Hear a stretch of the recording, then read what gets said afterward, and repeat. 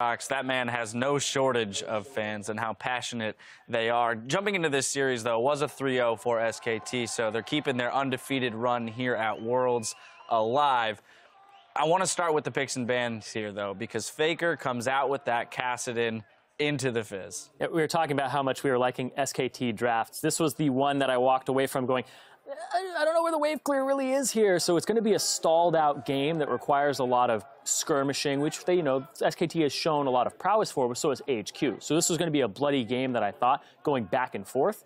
And the Kassadin against the Fizz was not working out for him at all. He got solo killed twice, and then there was one kill that was, for an all intents and purposes, it was a solo kill, but the junglers kind of had a little bit of a hand in it. It was a cheeky draft, but I do think that his laning disadvantage came from that early teleport. When you TP in the early game, like before level 6, to get one kill that you don't even get, you get an assist, and then you got a base, walk back to the lane. That gives a huge level advantage to the Fizz, and that's really where the snowball began. Yeah, but then when he got killed the first time, they were both level 5, and then Fizz got 6 off of the kill, and I think it was the Ignite, the kill pressure of the Ignite. Because we've been back and forth about TP versus Ignite in the mid lane. This was a great display of the type of advantage you can get when you run the Ignite and the type of pressure that Yamato's been talking about that you take to a TP mid laner. Also a great display of what happens when you predict the flash and actually flash before the Kassadin does to where also, the Kassadin what happens will when you flash. drop the fish. Come on,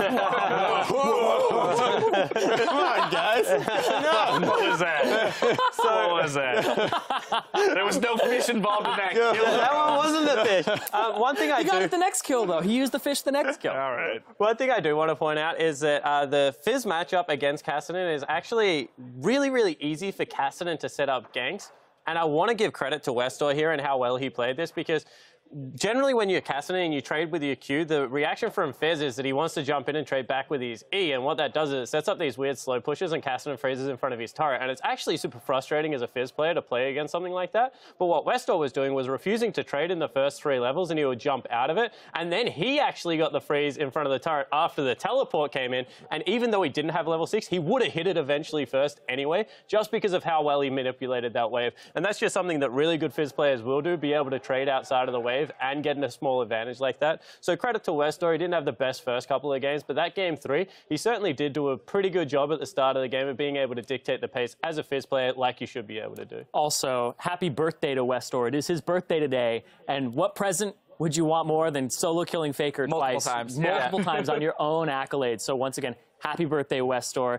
The game result wasn't the best for you, but your performance was still very good. Yeah, the next thing I do want to move into, though, is the performance of AHQ as a whole. In this game specifically, they're arguably their most competitive game against SKT, but really this whole series, we do have to look at the efforts and the plays that they were making to give SKT a run. Yeah, definitely. And one thing I do want to compliment them on in that game 3 is that they made a mid-series adjustment, and this is something that we didn't necessarily think AHQ would be able to do. We said that they really didn't figure out the Veigar. This time you have to say that they pretty much figured out the Tahm Kench by the end of it and were able to play around it. And I think that they had some very good individual moments, like the turret dive that went bad for Myron, and Ziv was able to get the solo kill. I guess Arn standing up against Bang in a matchup that we thought Bang would be able to exploit a little bit, showing that he's a legitimate AD carry on the world stage. I think that this is a team that still has a lot of upside, and as they get better macro players, they will be able to continue to grow as a team. Individually, they look fantastic. It's just that macro play around the map that looks a little bit It's really like a diamond in the rough showing, that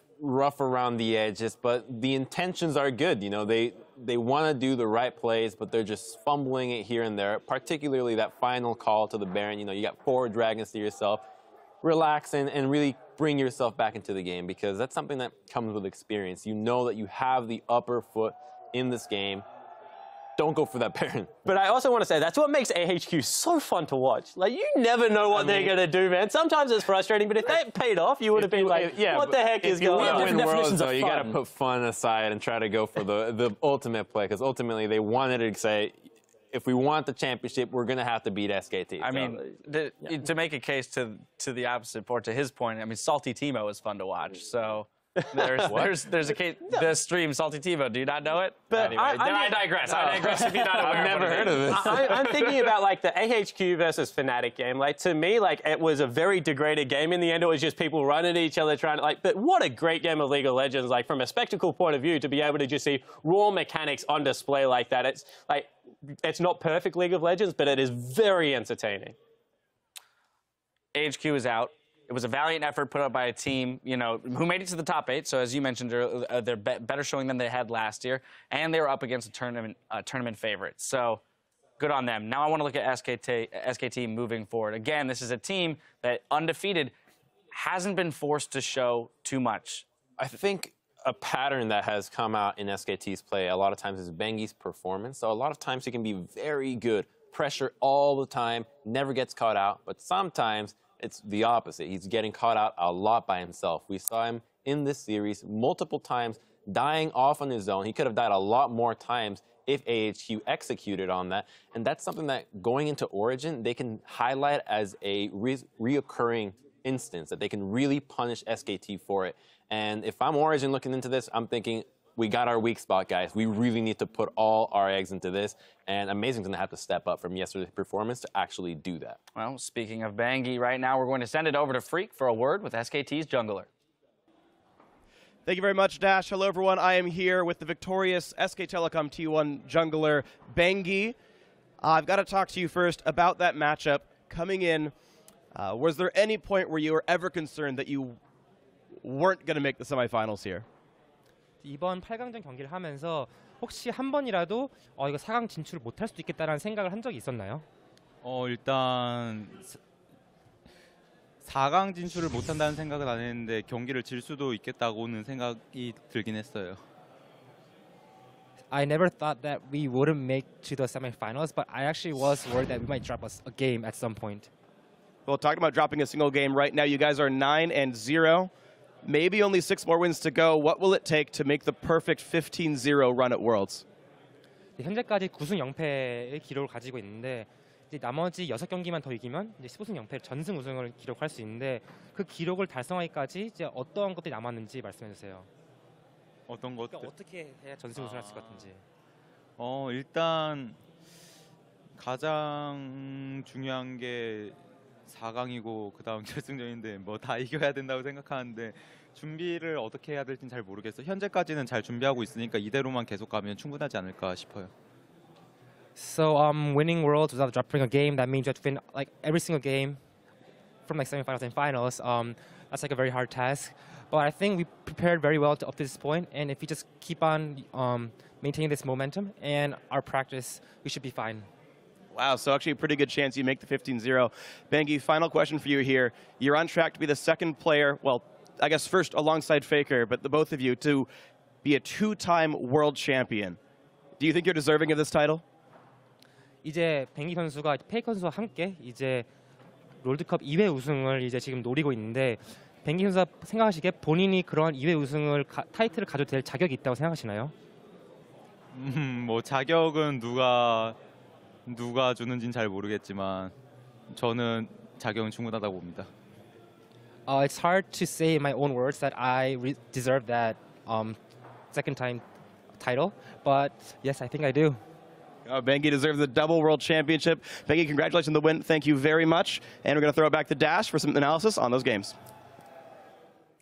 Thank you, Freak. We'll get into how they might perform later on in the tournament in just a second, but I want to talk about today's series and the fact that we have to acknowledge Wolf, who had a big day on the Rift as he unbenched the Kench and claimed our Player of the Series honors. I was talking about it earlier where after MSI, a lot of eyes were on this guy to perform, but he has stepped up, and now on the world stage, we're seeing a different Wolf than we were seeing at MSI the last time he was playing internationally. His Tahm Kench, great champion for him. He seems to know this champion in and out, and he had some really good ultimate plays there. The one that stuck out for me was the one where they dove the bottom lane turret, because he had an understanding of this champion where when you dive, the person in your belly actually gets turret aggro first. So the Tristana took aggro, then he was devouring him afterwards to spit him back out again. So they were doing great swapping there. He's shown a lot of intricacies on that champion and stepped up. And we've given Bang credit throughout this entire tournament. I'm going to say that this was actually one of Bang's worst performances, and he got caught out a couple of times. You saw it on the screen there. He face-checked a brush with Tristana.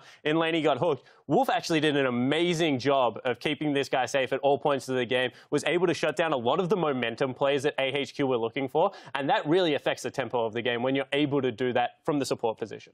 And it's worrying for Origin to see a new champion come out knowing that you're probably going to have red side for large majority of the semis, and now you got to ban Cam Kench. That's another guy to put into the table. The Rise, the Fiora, like where does it end? Yeah, if you're on red side and you're already banning more GP, it's hard to attack this SKT team. Yeah, and a little bit before, it used to be you can target Wolf a little bit, get his Alistar out of the picture, pick your Braum, get Janna out of there as well. Doesn't seem to be the case anymore, because now he has multiple fallbacks, and with the red side problem, he's going to be able to get anything that he wants. Well, let's pull up the playoff bracket and see how it's filling out with another day down. SK Telecom have added to their Perfect Worlds run with today's 3-0 sweep over AHQ. They'll move on to face Europe's Origin in their semifinal showdown next week. So again, we've hit on it ever so slightly just now. When we look at that, based on what we saw Origin play and their slow games versus SKT and their rather controlled, clean, slightly faster games, how do we expect that matchup to play out? I think SKT is going to drop at least one game here.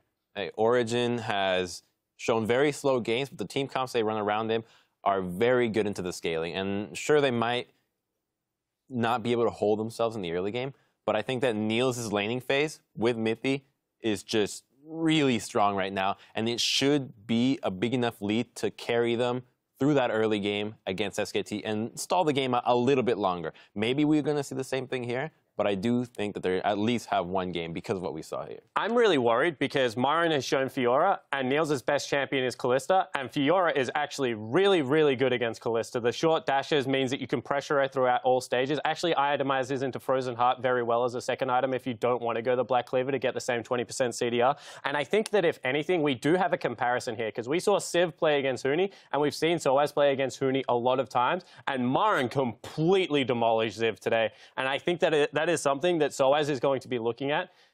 Kennen, bad against Fiora. There are so many matchups. That becomes such a priority pick right now for SKT. And that guy has shown just time and time again, he will take over fights. One thing I'm looking at is the coaches here. Koma and Hermit. The drafting that we've seen from OG has always been off the tendencies of their enemies. Right? Against Flash Wolves, they're saying, you take it late, we're just going to take it late as well. Against TSM, they did the same thing. I want to see if they're able to say, this is the weakness of SKT. We're going to target the jungle. Yeah. We're going to go in. We're going to go in early. Maybe they know a weakness we don't. I want to see a different type of style here from OG, because they've been saying that they have versatility. Can they play early game compositions and snowball? Because we've seen the late game. Don't know if that's going to hold up, but I want to see more. I don't want to see a Nivea every game. Yeah, in that interview that you should all check out on lolesports.com, XPK does talk about, though, the fact that they have struggled with speeding up the game, and that's why they fall back onto those longer games. So I guess the big question is whether or not they're going to be comfortable enough to go back into a fast-paced game against SKT of all teams. We'll have to see. Tomorrow, though, we'll move on to the other side of our bracket when hometown favorites Fnatic take on China's Edward Gaming in a best-of-5. The good old LPL region here for you, Spawn, making their stand against Fnatic, the hometown favorites, to say the least. Thoughts on this matchup? It's going to be really interesting. This is, like, once again, another MSI rematch that we saw, and the difference is that it's now Reckless playing in the AD carry position, and that's going to be super fun because it's like EU deft versus actual deft, and I think Reckless is a really good AD carry at this point. He does a lot for his team, so I'm really interested to watch this bottom lane play out. I love the AD carry role because people thought it was the weaker position coming into this tournament, and we've seen so many AD carries step up and do great things. So I just want to see how that plays out. Yeah, and you're talking about the weakest position. The perceived strongest position coming into this tournament is top lane beforehand. Huni versus Koro. Koro, well, this guy, he wasn't playing at all during the group stages. This guy was out for injury. He's the team captain. They want to improve their communication, bring him back. I know he's not as practiced with the team since their boot camp in Korea, and he hasn't been putting in the same time that Amazing Jay has. So Huni has also been having wishy-washy performances in the top lane. So this is a big volatile matchup for me here. I want to see what Koro can do on this patch, and I want to see, I know we saw him in the 5.16 previously, but I want to see what he can do on 5.18 versus Huni, who does seem to have a good adaptation there. He's got the ribbon. He's got all these carry champions. What can they do against each other, and who gets that edge? Well, you could argue that these teams were inconsistent during the group stage. You know, they didn't have the best showing. We expected them to play at a higher level coming into the tournament, but they always play well when it counts. So I don't think that this is going to be a one-sided series whatsoever. Likely to see those 5 games go the distance. hoping Fnatic takes it too. Well, would love to see 5 games tomorrow. We'll leave some analysis for tomorrow as well. That's going to do it for us tonight. But in just 15 minutes, Quick Shot, Crepo, and Freak will be along to recap the day's biggest moments with Worlds tonight. Now, for myself, the casters, and the entire live broadcast crew, thank you for watching, and we'll see you tomorrow. Drop the fish.